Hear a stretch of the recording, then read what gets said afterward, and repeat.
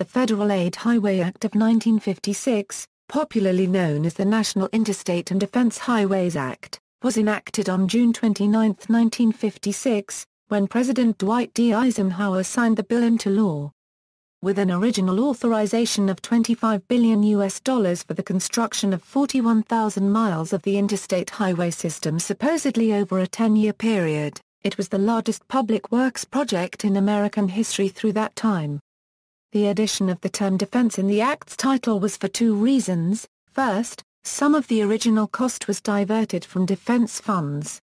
Secondly, most U.S. Air Force bases have a direct link to the system.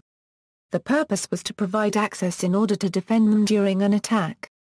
All of these links were in the original plans, although some, such as Wright Patterson, were not connected up in the 1950s, but only somewhat later. The money for the interstate highway and defense highways was handled in a highway trust fund that paid for 90% of highway construction costs, with the states required to pay the remaining 10%. It was expected that the money would be generated through new taxes on fuel, automobiles, trucks, and tires. As a matter of practice, the federal portion of the cost of the interstate highway system has been paid for by taxes on gasoline and diesel fuel.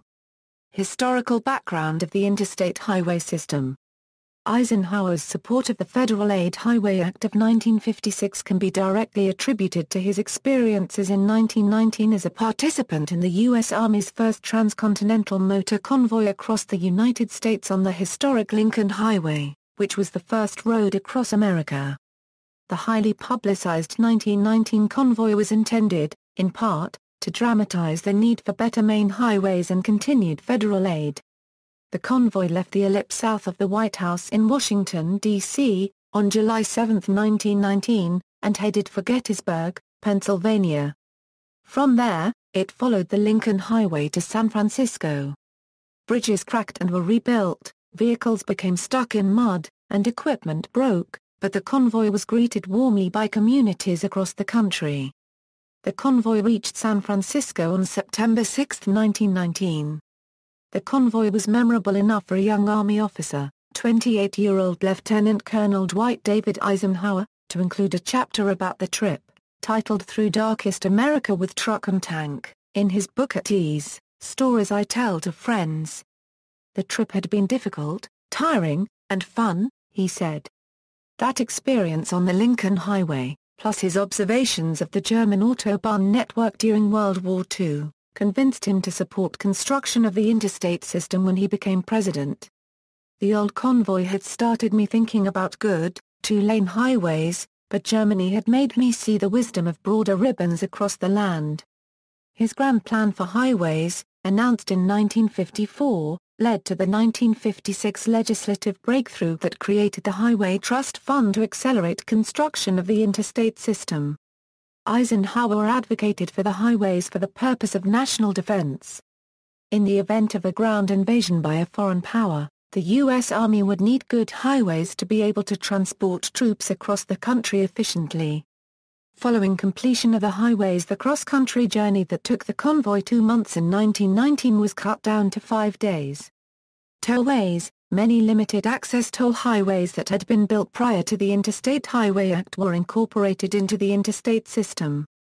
For major turnpikes in New York, New Jersey, Pennsylvania, Ohio, Indiana, Illinois, Kansas, Oklahoma, Massachusetts, New Hampshire, Maine, and West Virginia, tolls continue to be collected, even though the turnpikes have long since been paid for.